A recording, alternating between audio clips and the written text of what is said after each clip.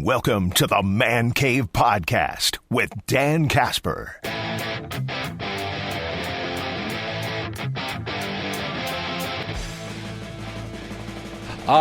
Let's talk some Brewers, man. I thought you were wearing that shirt, if anybody's watching the video stream, in honor of tomorrow's giveaway for the Brewers pretty sure game. this was a giveaway. I need to go back and see, because I've had this shirt a long time. Well, it looks like it. It does, but I need, it's the 90s MB logo. The logo that we grew up with, because I had a hat of Right. that logo. It was white with a blue brim, and then the logo in the front. The logo that apparently did Brian Anderson dirty at some point during his life. He does not like that logo. He does not. So I don't mind. Maybe it's just because we grew up. It's a little nostalgia. Probably, but I mean, look, it's also at a rough time in the history. I mean, the 90s were.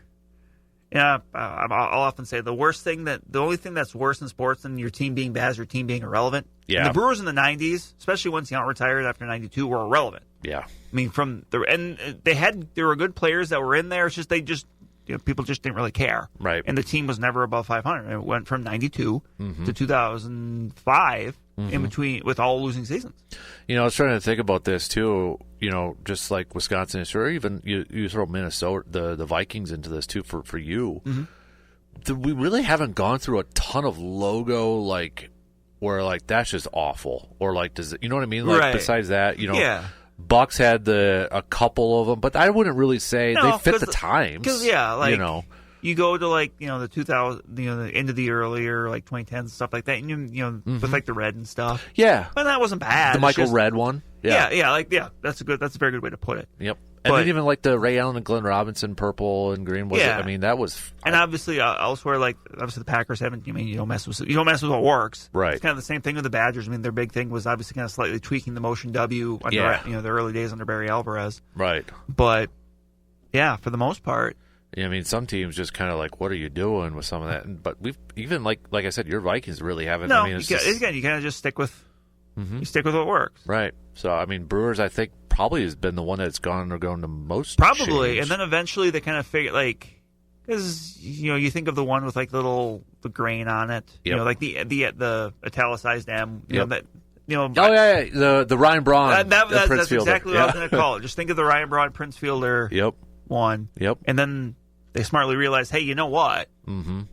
Altered the ball and glove a little bit with the extra lace in there to make it look like a baseball. It's funny when you'll see that and we've seen that with other logos too, where you'll change it very slightly, but then they'll be like, well, there's a reason for it. There's 37 stitchings on this. It's just okay, Because didn't they do that with the Dolphins, where they changed it from a smiling one to a non-smiling Dolphins logo or some ridiculous thing like that? So, to further make Flipper look mean and aggressive. That's when they changed the Seahawks logo. All they did was make the Seahawk more angry. Yeah. He went from constipated to mad. Yep, exactly. And then what are we doing now with all these teams? They're going all the way back to their logos and trying to bring it back. Which in many cases they should. Mm-hmm. But I like the Commanders logo, or the color scheme they're having for the three. I mean, basically, it's obviously kind of the color scheme that they did, when they were known as Redskins. But it's just, those are sharp looking, right? Those are good.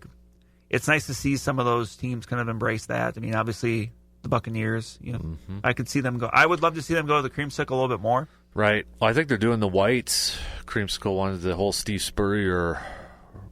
Did you see that video that they released? The teaser with Steve Spurrier. Oh no! Oh, you didn't see that? I didn't see it. No. Yeah, I mean, it kind of it took me a second. Steve Spurrier. I'm like, he did play the first year there. He did, so I get that now. Yeah. So. But anyways, Brewers talk. A long way around to get to the destination here. Exactly. Just 3 more games before the All-Star break here. Obviously, a lot of excitement surrounding the crew after what happened with the Dodgers series. So this is my first time that I've been able to catch up with you after the Dodgers series. I mean, not to put words in your mouth, but impressive. Yeah, I mean, it's a very good way to put it. I mean, winning in different ways. Monday was obviously pretty handed victory. Mm-hmm. Tuesday, just kind of being able to kind of be a showcase of Jacob Mizorowski and grinding it out. And then Wednesday happened to come from behind. Yeah. I think just, if anything, just kind of for this team being able to go and beat a team that, look, the Dodgers are struggling right now, but they're going to be there at the end. Right. I mean, they are arguably the best team in baseball, even if they're struggling right now. But to be able to kind of just say, hey, we can do this, and to show it. Right. That was kind of the main thing, too, is like I took away. And then, going back to the Mizorowski game, I don't know about you, but everybody was 6 innings, 12 Ks. He gave up the leadoff home run to Ohtani. Then, I kind of said it's like that almost like pissed him off and flipped a switch, and he just kind of dialed in after that. But I think what was more impressive to me is how he bounced back considering the game before that. Right. His Mets one, because, he is so young and he gets all this attention and hype. And then, hey, you got to bounce back against the Dodgers. Right. And then his first batter, he gives up a home run to Ohtani, and it's like, oh, boy. That, to me, was probably the most impressive thing, is like he just like the way he bounced back from the Mets game and then that at-bat against Ohtani. Right. And that's, at this point, since it's still pretty kind of early on in Mizorowski's Major League career, you're kind of looking at these, how does he approach these certain kind of milestone moments? And that was a big one, because not only are you coming off that rough start against the Mets, but also you're going against the Dodgers and, the great lineup, and, it's national TV game, and just there's a lot of things that kind of went into it, but he just, and I think the thing I liked the most about it wasn't necessarily, the first 5 innings he struck out, just how he navigated through the 6th inning. Yeah. And I like the fact that Murphy left him out there to do it. That because third time he had, through the order, right? The third time through the order. There was some traffic on the bases, and he was able to get outs without striking people out, because that's going to have to happen. And, just kind of playing to the defense making some good plays behind him. Yep. And, him being excited about it. I mean, it's okay to be excited. That's what it's a big part of the game. A big moment in the game. I think he understood that. Yep. And I didn't view it as any sort of way of kind of trying to one up the other team. He was just excited for what was happening. Right. I have no problem with the emotion that he shows, and how pumped up he is in that. So I thought, good. I totally agree with you. And then you go to the series finale. I mean, there was moments I thought like the Dodgers could have just opened that up and put up a bunch of runs, but credit to the Brewers for getting out of those jams, and then just towards the end, timely hitting. Grinding it out, yeah. And that was one where, I forget the exact moment, but the Dodgers were up, and I'm just like, okay, this just feels like a 2-1 Dodgers win at this point. Even going to the 9th, and Tanner Scott's had some issues, whatever, but, getting a couple runners out, it's like, oh, okay, well, this maybe, at the very least, they're going to make it interesting, and obviously, coming through, and then, the 10th, Trevor McGill pitching, honestly, I think was probably his best inning of the year.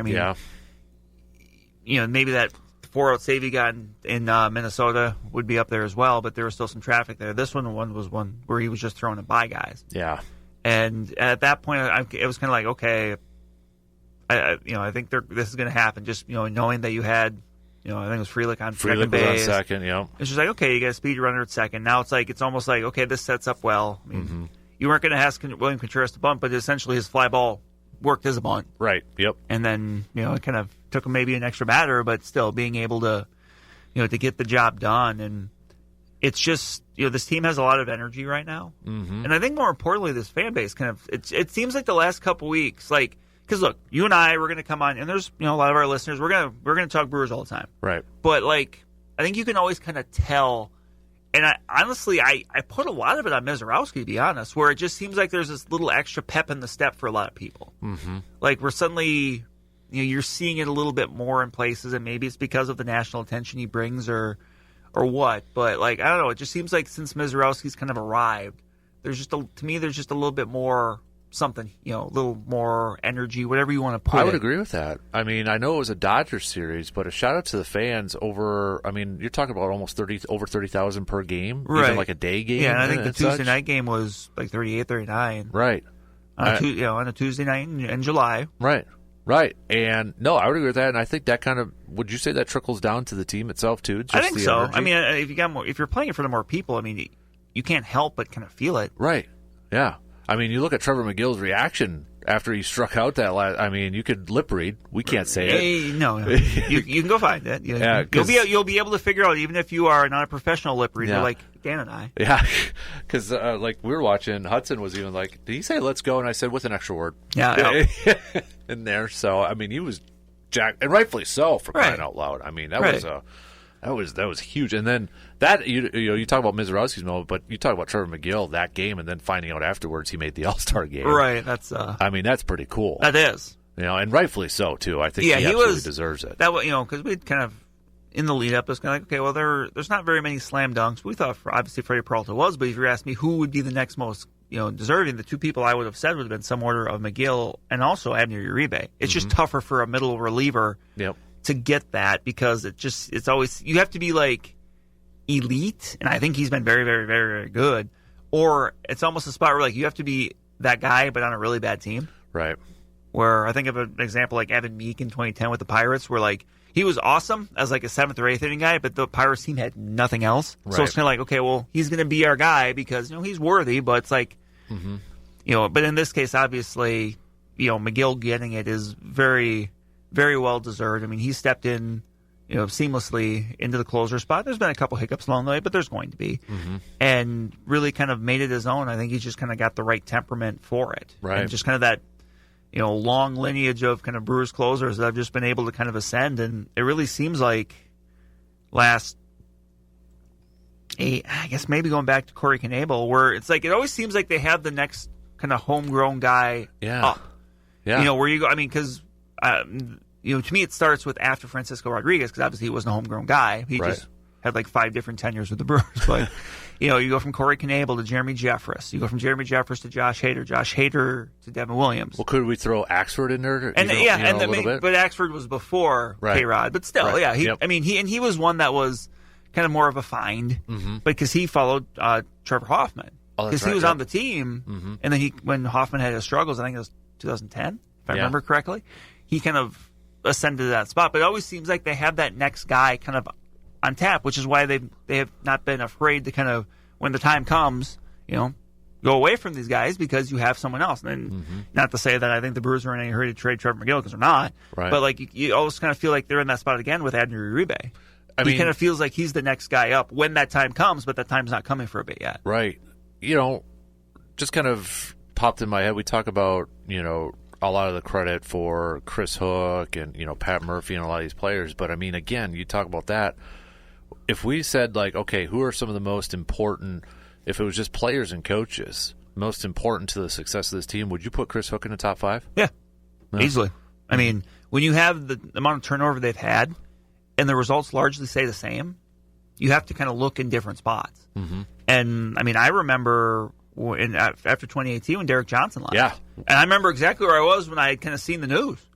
And I was just like, because obviously, I mean, even at that time, I think, because as Brewers fans, I don't think we were that used to having good pitching. Right. Because for so long it was, they can slug, but can they get enough starters? Or can they, find relievers that can give you good innings? And in 2018, obviously, they had that mix. And then suddenly you see, the pitching coach is leaving? Like, what's going on? Right. And I mean, in hindsight, Derek Johnson, I think he's from Kentucky. He went to the Reds, like he wanted to be closer to home. Okay, it's fine. I mean, there's not much you can do about that.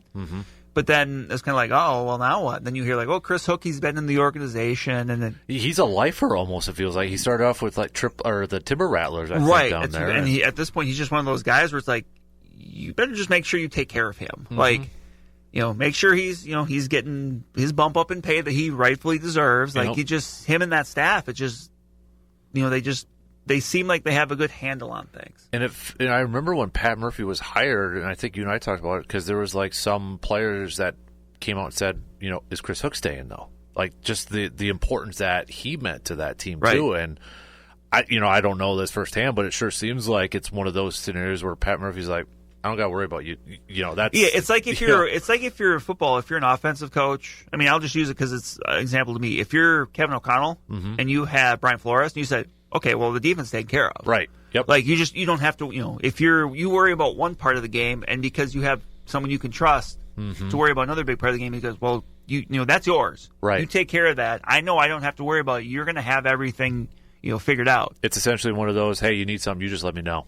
Right, but otherwise, I'm just going to leave you to it. Yep, exactly. So, yeah, the job, as you mentioned, the turnover. I mean, you talk about the different pitchers, starters that he's had to work with. They do just such a good job of not only developing with him, but like finding things about pitchers. Like I even look at a guy like Grant Anderson, who if you look at his numbers in Texas before he got to Milwaukee, and that was like a mid-off-season trade where it's kind of like, oh, okay. Right. I mean, but at this point, you can kind of joke every time they make a trade for one of those guys, it's like, okay, is this a guy that we're going to know by July? Yeah, that's and a good point. And he, again, he hasn't been their best reliever, but I think he's been important. He gets righties out, like he's been able to kind of bounce between AAA and the majors, and he's pitched some important innings for them. And Trevor McGill might be the best example of that. Remember, he was plucked off the waiver wire. Yeah. I think it was Twins, because he pitched for the Twins and the White Sox, the Cubs, and they just found something with him. I mean, obviously you can watch him throw and be like, okay, there's something here. There's this gigantic man that throws super hard, but it's like, okay, how do you hone that? Right. And do you feel like that's, I mean, because didn't they kind of say something similar to when they acquired Quinn Priester, where they were saying, let's get him in our system? Right. You can kind of see things with, the stuff somebody has in their pitch mix and stuff, and you tweak things. And that's kind of what they did with McGill, where, if I remember it correctly, like when he was a reliever elsewhere, he threw 3 pitches. He threw a fastball, curveball, slider. And they're like, we're just going to get rid of that slider. You're going to be fat. You're going to be 2 pitches. You're going to be a reliever. You're going to be 2 pitches, and we're just going to have you. We really think that's the ticket, and it has been. I mean, really, since he's shown up, he's been really, really good. And it's just kind of seeing what pitchers do well and working off that. Priester becoming more of like a sinker slider guy. I think the book on him when he was with Boston was Boston kind of wanted him to go chase velocity a little more. Hey, do this because it makes you throw harder. But they're like, well, and the Brewers are kind of like, well, let's go sinker slider. Let's make you more of a pitch to contact kind of guy. And they've had success with that. Yeah, it's kind of fun to watch, really. It is. I mean, these last few years to see this and that, and really kind of showcase, I think, to fans and such, that these guys, these coaches, these pitching coaches, and that how important they are to the success of your ball club. Right, really. and that mysterious pitch lab that nobody can ever really get any info on. I mean, that is like Fort Knox. Right.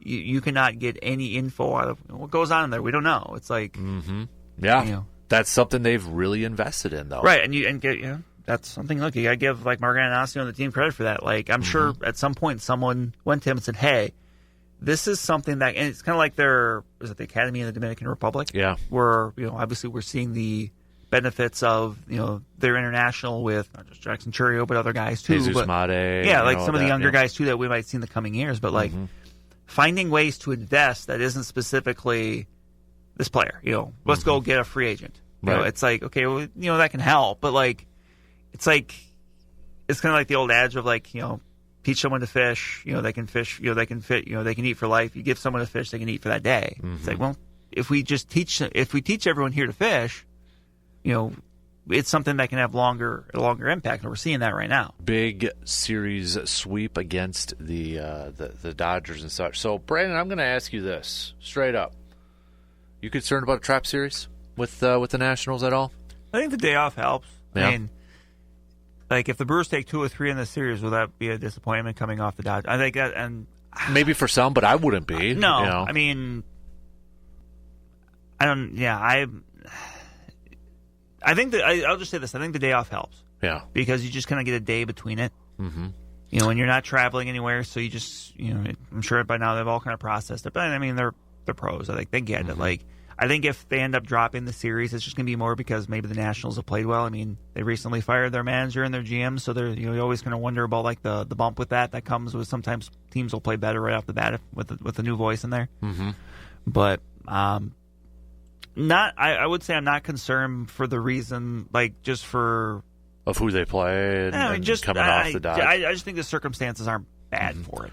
I'll tell you why I'm a little, not like I understand where maybe some people go, yes, the Dodgers won, but also it's vacation time after this for some guys afterwards. Yeah, you get a few days off with a break. It's like, whenever we all have, and I'm not trying to compare us to pro athletes, but I mean, we're all human at the same time. Whenever we got some time coming off, we always look forward to it, right? We might like trying to coast through and all that. Not saying these guys will, but I think it's, maybe a little in the back of the mind of some people like, oh, man, I get to go by the lake for a couple days or catch up with the family, go to the beach or something, whatever. So you factor that also into it, too, and it's like, okay, just be careful, guys. Yeah. Then you got a Nationals team that's got a new manager and a new GM, and you So that's why there's a little bit of me that's a little concerned. You're not superstitious. Just a little stitches. Yes. Stitches. Thank you. So that's why there is a little bit of that for me. When there's a few different things into this thing, and maybe it's just because I'm still scarred by losing 5 in a row to Pittsburgh before the All-Star break a few years ago. Yeah, oh yeah, that was something. Yeah, but the other part of it too is like maybe I'm putting a lot into this weekend because I'm like just thinking about the possibility of when we're back on Monday, we could be in first place. The Brewers could be in first place. It's possible because start the day 2 games out, and the Cubs have to go to New York to play the Yankees. So we'll see there. But yeah, I mean, Twins. Thank you very much. Yes, took 2 or 3 in that series with the Cubs. So yep. Thank you very much for a little bit of help there. So could have done one more for us, but we won't be too greedy. So. 2 out of 3 ain't bad. Yep. So go to travel across the country and having to go to the Yankees, who I think just swept who they played. Who were they playing again? I can't. I'll look it up here while you take a sip of the water. Over there out of that Sports Talk Cup, that fancy Sports Talk Stadium Cup. Seattle. They beat Seattle last night. Was it a sweep? Let me double check if it was a sweep. But nonetheless, it's still going to be a tough test for Cubbies. And, for the Yankees. Yeah, they did sweep the Mariners. So, but another question I threw out there, at this point in time, because I don't think we can directly compare it to the full last year's team. But at this point in time, so the Brewers last year entered the All-Star break 13 games above 500. They had 2 All-Star starters, Yelich and Contreras. Yelich last year was, I believe, batting over 300, but he only had 10 home runs. This year he's definitely got more home runs, not hitting for as high as an average. Contreras is obviously dealing with a finger injury. He's not hitting as well as he was last year. But when you see where the two teams are both, right now Brewers are 13 above 500. They could be more, they could be less, they could be the same.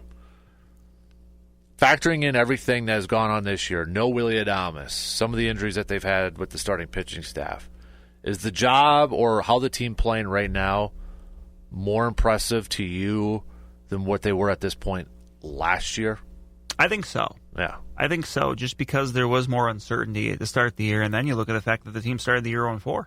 Mm-hmm. I mean, there's 162 games, so you're going to have stretches where you win 4 in a row, you lose 4 in a row. But just remember coming out of that home opener with the Royals where they just got smoked. Mm-hmm. It was, and then you fast forward to you look at the middle of May.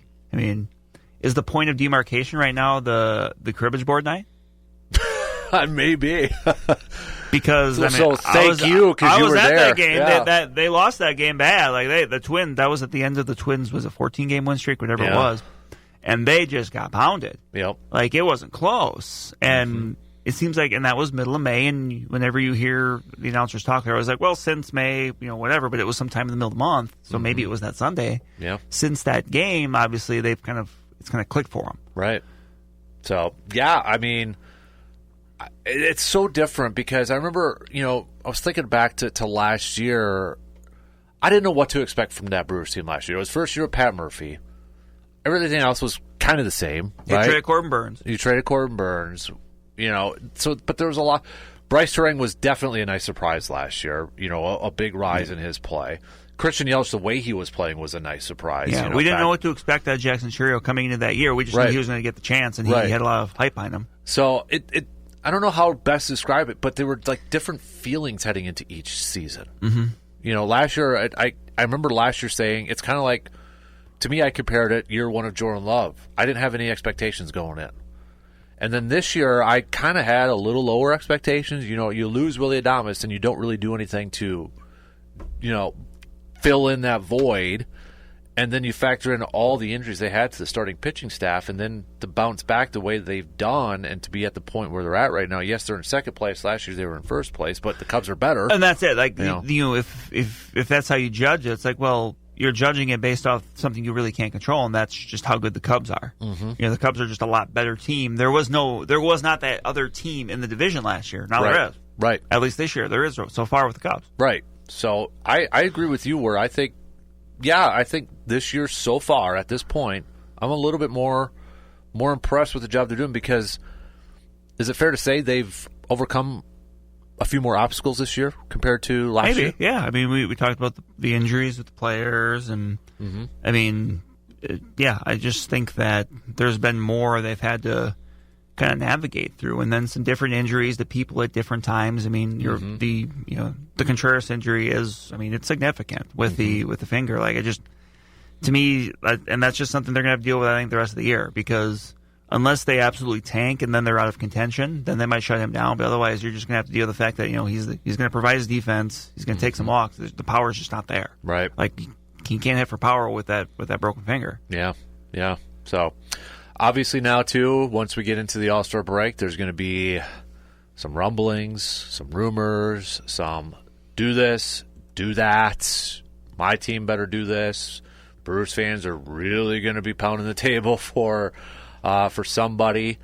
June was a great month for Joey Ortiz, but now it seems like he's in the doghouse again with Pat Murphy. Yeah. And again, I appreciate Pat Murphy for being honest when he was asked about it a couple of days ago about Ortiz not being in the lineup, and he says the manager's pissed. So, again, I feel like Murphy can get away with saying that stuff because he has the respect in that clubhouse.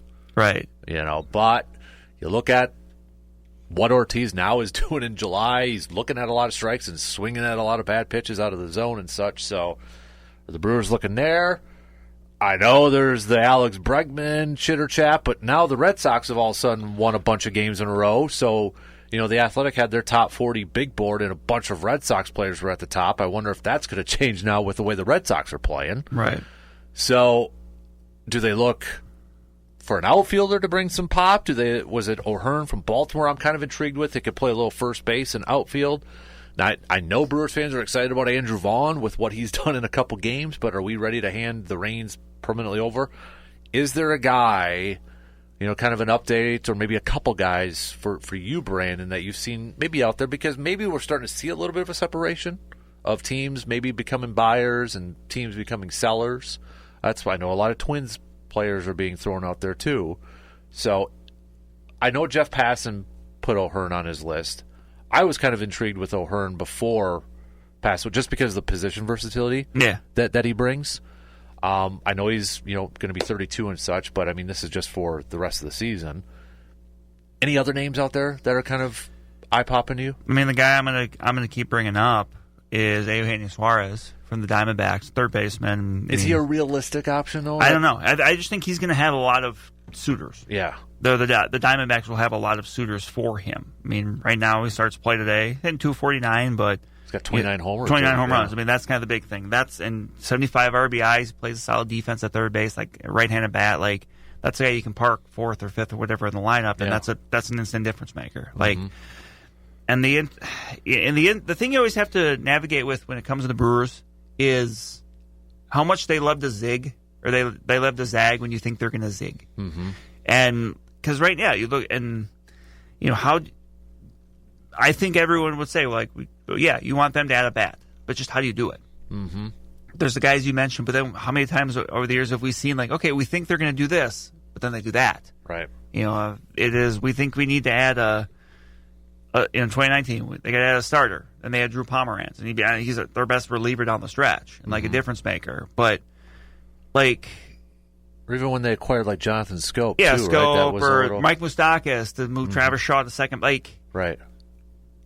Because you're right, because then you think about, like, well, what about, I don't think they would do it, because you're trying to figure out, okay, how do you get your best 9 on the field? It's like, well, right now, Joey Ortiz is not necessarily one of your best 9, like, but you're not gonna. I don't think you're gonna move people around where it's like, okay, well, what if you trade for somebody and then you move Bryce Strang to short? It's just like, that's a lot to. It's possible, but it's just a lot to do in the middle of the year. Well, and that's kind of the point, because we had a couple people say, well, move Caleb Durbin to short because he's. But I don't know if I want to do that at this point in time with Caleb Durbin, because they've invested so much to him at third. He's got a little more experience at second. Yeah, he's got experience at second. Like, I get the idea of, like, well, you play third, you can play short, but it's like, it's a little different. It's a little different, but like, it's just one of those things. Yeah, like, if people were comfortable with that, I'm sure Bryce Strang wouldn't turn that down. Right. He would do it because it's what's best for the team, and he has experience playing short. It's just tough. It's tough to do in the middle of the year. Right. But this team is a bad, like, I do think like they're one legit bat away from being really, really good. Mm-hmm. And it's just a matter of, well, if you're going to do that, like you mentioned O'Hearn, there's, that's a possibility too because, he can play some left field. And, Isaac Collins has been very good. But Isaac Collins does have platoon splits. He's a much better hitter against lefties than righties. Mm-hmm. And Ryan O'Hearn being a big power-hitting left-handed hitter, like you'd think, okay, there's maybe some way you can make that work, and Collins could still be defensive replacement, stuff like that. Like, there's ways to do it, and that's just the envelope is just so much further open with the Brewers because you just know, like, it's very rarely simple for them. It's not like, well, we need a hitter. It looks like we need a hitter at this spot. Let's just go get one. Like sometimes they make things more complicated than they should. Yeah. But they've also gotten results with that, thinking kind of outside the box. Mm-hmm. Right. Yeah, I'll be honest. I don't really know. Like, right, you're like, right. It's very similar to how many. Let's face it. It's very similar to being a Packers fan in a lot of essence. Yeah, where like they're not going to go out and spend money on like 5 free agents. Mm-hmm. They're going to kind of pick their spots with things. Right. They may go get somebody you've heard of, like a Josh Jacobs or Xavier McKinney that like can be a difference maker, but they're not going to be out there at they're not going to trade for Trey Hendrickson. I'm sorry. Or T.J. Watt at this point. In a minute into free agency, you're not going to have 3 Adam Schefter tweets saying, the Green Bay Packers have agreed to, per the Green Bay Packers per agent, whatever. Yep. Have agreed with this person, this person, and this person. That's just not how they operate, and they've had success not operating that way. But that's I think that's just a similar thing with the Brewers, where I think they'll do something. It's just a matter of how. Is it a clear cut? It's power. They need a bat. I feel like every year, and I don't know if this is true, but I almost feel like every year they add a bullpen arm too. Yeah, and I wouldn't be opposed to that. Like you can never have enough bullpen arms. I mean, you look at the best Brewers teams, here in the last decade plus, and they've been super deep in the in the bullpen. When you look at 2011, obviously you think of John Axford and K-Rod, but you also had LaTroy Hawkins and Takashi Saito pitching the 6th and the 7th. You look at 2018. You think of Knebel and Jeffress and Hader, but you also had Joaquim Soria, who they, grabbed at the deadline. Like those 5th, 6th, 7th innings become so much more important in the postseason because managers tend to have a quicker hook on their starters. Mm-hmm. So if you can go to guys in those spots that you trust, it makes all the difference in the world. And kind of going back to the offense, I mean, right now the Brewers are, they're 8th. They start today 8th in the majors in runs, but they do it despite being 23rd in homers and 19th in OPS. Yeah. But big reason why is they're second steals. Like they're manufacturing in different ways. Yes, but that's fine. But if you can add a little more power, I mean it's not a bad thing. Like you don't want you kind of want to have a multifaceted offense, right? And again, I know sometimes some people kind of poo-poo at the idea of being a home run hitting team because that can go into slumps. Mm-hmm. But you also need to have a little bit more of it than what they have. Yeah. Just because so many times, look at the teams that were in the World Series last year, Yankees and Dodgers. Mm-hmm. And I get it, they were both just excellent teams, but they were also teams that had a ton of power. Right. Like look at the bats. The Brewers saw up close what one big swing can do. Mm-hmm. Right. It didn't take 4 or 5 singles and some steals, for the Mets to eliminate the Brewers. Mm-hmm. What was it? It was like I'm trying to remember because I've tried to block that out from my brain. But you were there though. Too, I was. It was like I think it was there was a hit and there was a walk in there, and then suddenly it's just one big swing from a power bat. Yep. And then boom. Yep. Like that's you just want to have that quick strike ability, even if you don't have to use it all the time. Exactly, and that's where I think it's good to kind of talk about what are the Brewers going to do, and when you mentioned the zigzag stuff. So it's this time of year too where we got to be careful where. Like, for example, when you read ESPN's hypothetical trades, and you know what I'm referring to, right? The Ronald Acuna one? Yes. It's not a rumor. It's not a report. It's a hypothetical thing, right? Which I don't think I would be shocked if any Brewers fan would. I'm not, because it's got the greatest player of all time, Sal Frelick, involved in that trade. And let's put it this way. I have yet to hear, and this was a popular thing amongst some friends and I, because someone had brought it up, and I had see nobody that liked it. Yeah. Even though you are getting, look, Ronald Acuna Jr. is great. And if the Braves put him out there, he would fetch a big-time package, not just because of how good he is, but also his contract is very affordable. Right. He kind of went that Jackson Chourio route a little bit, where he signed earlier on. Well, that's what we were told when Jackson signed that contract. We were saying the Ronald Acuna Jr. example, right? And it's not, and that's a deal where yeah. he doesn't need to be a Ronald Acuna level star for that to be a good value. Like it's a good value right now, right?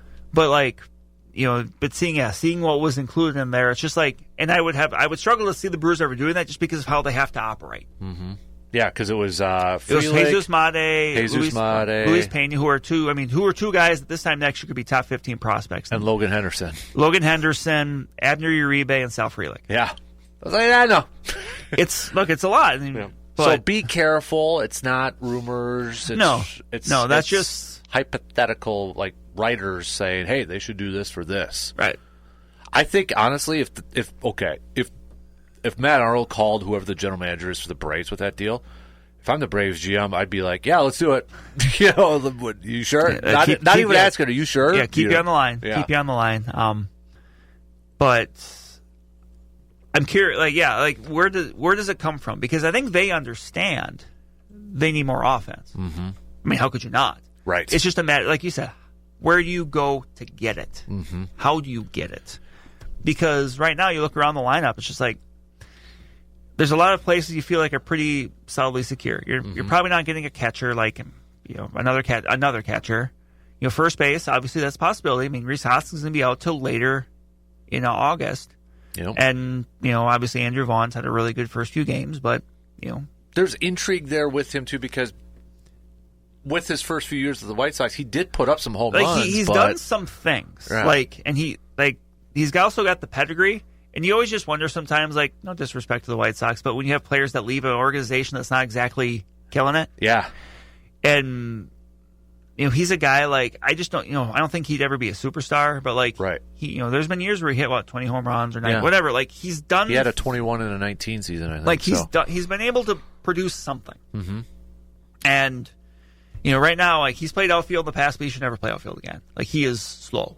So is he like a Jake Bauers in the outfield a little bit?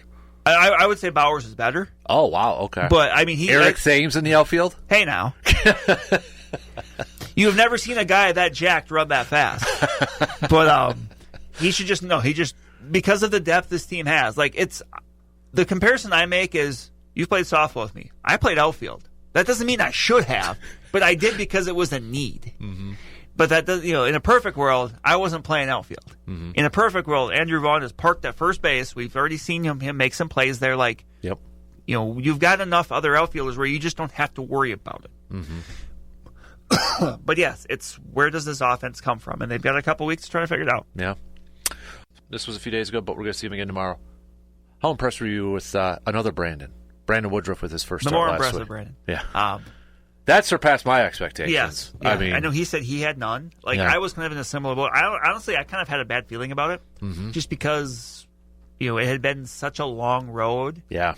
But I think the thing I was most impressed with is how he knew, and I think it just comes down to him being a really smart player, but how he knew, I can't pitch the same way I did before. Because the velocity's not quite there. I mean, we look back, his last few years, he was able to just pump 98-mile-an-hour four-seamers and just say hit it. Yep. He doesn't have that velocity right now. So I think he added the cutter, he added the sweeper. I mean, he didn't necessarily throw him very much. Right. But he almost became, it seemed like he became more, I don't want to say sinker slider, but a little bit. He just knew, okay, I got to be more on command with my point, or on point with my command. And just, working efficiently. I mean, he went 6 innings, 70 pitches. Yeah. Yeah, that was and he that still got, impressed he still got me. the strikeouts. And I get it. The Marlins done a great lineup, but you know what? It's a major league lineup. Yep. And his first start back, it says 2023. Give that guy all the credit in the dang world, man. Right. I mean, that was fantastic. And now he's getting set. The butterflies are going to be there. They will. And honestly, as cool as it would have been to have his first start at home, I kind of like that environment. I do too. He had it somewhere that was. I mean, he was going to put enough pressure on himself, but having it in Miami where there was. I sent this to my friends because I thought this was funny. I didn't get it. Well, my friend, no, I don't think. But this isn't something I don't think you'd be interested in. But the Saturday game, I was watching the Saturday game on TV, and in like the 9th inning, I had seen up on the ribbon board at, I think it's Lone Depot Park, whatever it is, that they had the total for the 50-50 in the stadium. And that's something I've always laughed about because, like I talked about last year when we went to the playoff game, it was like 41,000, whatever it was, 42,000. Yeah. In the 9th inning at the Marlins-Brewers game Saturday, it was $6,200. That was Page's spit take. And just because and I'm trying to remember what it was a couple weeks when we went to the Brewers game in Minnesota, but it was a pretty good amount. But and there weren't obviously the attendance was low, so that just kind of speaks to that made me chuckle. Yep. No, I agree. So I'm excited to see him Saturday. I think he's probably at this point he's excited, but let's just get to it right now. The build up has got to be kind of getting there and such. Right. The first home start to me seems like that's that last hurdle. Yep. And he got the nice ovation Monday. Yep. Early on in the game Monday, but he'll still get a really nice one tomorrow as well. Is final question on this. Assuming these are your top 4 of Peralta, Mizorowski, Quintana, and Woodruff, is that a 4 that can win a World Series? I'm going to agree with 85% of people that said, I think it is. I think that is a playoff caliber, can get you to the World Series caliber rotation. Because, you usually use a 4-man rotation. You use 4 because you have enough built-in off days. Right. So, Nestor Cortez, really quick, had a rehab outing and looked like good. He looked good. It sounds like with the Timber Rattler. Sounds like maybe 1 or 2 more. That's going to be an intriguing player to watch. It's going to be interesting. What do you do? Yeah, because Priesters only got 1 option left. Yeah, and if they don't really want to use it if they don't have to. Like you move him to the bullpen for a couple weeks. Yeah. And while things kind of work themselves out. Is Cortez a trade candidate because a lot of teams are looking for starting pitchers, and right. you got a veteran lefty. It seems like him or Quintana would be those potential trade, but Quintana's been healthy and been there and been pretty consistently solid. I think they might. I'd rather have Quintana. Right. Yeah. Cortez at this point is just more of an unknown, but that's again, that's what the next few weeks. That's why this is so interesting. Yep, exactly. So